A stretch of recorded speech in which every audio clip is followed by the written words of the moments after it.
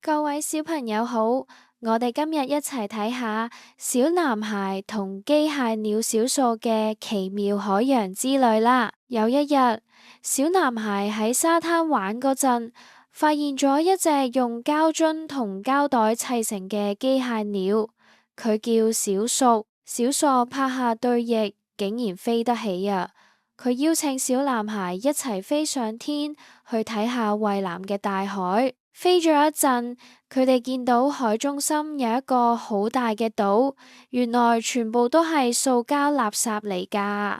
喺垃圾島旁邊有一隻海龜俾膠網纏住咗，游唔到水，睇落好辛苦呀。小男孩同小數即刻飛落去，好小心咁幫海龜解開膠網。